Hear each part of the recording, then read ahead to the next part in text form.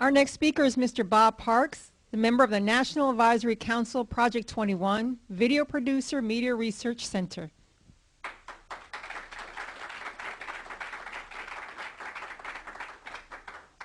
Thank you and good morning. First off, because I am a video producer, does anybody back there need to change tape? No? Everybody okay? Okay. Could we all rise, please? No, I'm just joking. Hey, I just wanted to see how easy it was to punk the media. Maybe I should run for president.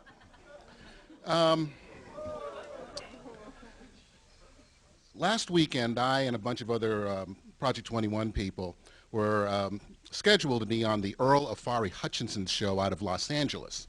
And for some reason, when it came time for us to speak, we didn't get the phone call from the station. So I went online and I started listening, and the discussion was the same as the discussion that I participated in about 3 weeks ago.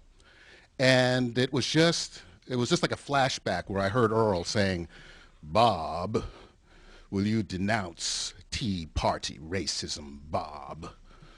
And it's just so easy nowadays to throw the word racism at an entire group of people you don't know. And let me give you an example of what I'm talking about. Let's say right across 14th Street was the world headquarters of the Ku Klux Klan. I'll tell you right now, I probably wouldn't go in there. But you have people like Howard Dean, who, for example, said Fox News is racist.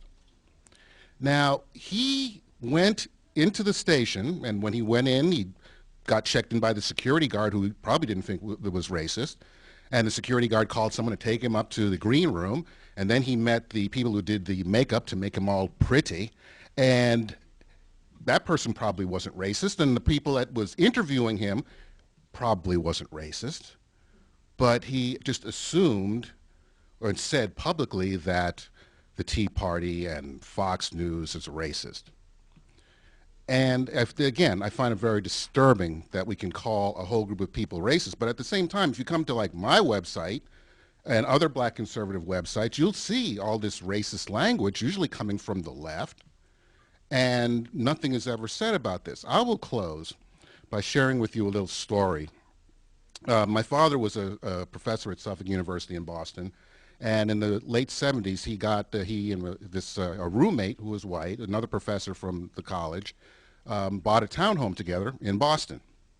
They lived with, they shared that townhouse for over 30 years. And I would call my father when I was living in LA and he was in Boston. We'd have these long distance conversations, and we'd talk, and he would tell me about how this woman cut in front of him in the line at Star Market, and now this white man looked at him funny at the post office. And this would happen like every other conversation. And so one time he brought it up about a couple years before he died, and he said to me that same thing, and I turned to him and I thought about it and finally just said, "So in other words, what you're saying, Dad, is all white people are racist, except the ones you know." There was a pause on the phone because, back in the day, we couldn't like talk back to our parents. And I figured, okay, I crossed the line. And then after a few seconds, he started laughing. He got it. So this whole thing about calling people you don't know racism or racist, well, I think with the Tea Party, we are going to hear the N-word a lot in the next few weeks and months up to the election. That N-word is November. And I very much look forward to hearing it. Thank you very much.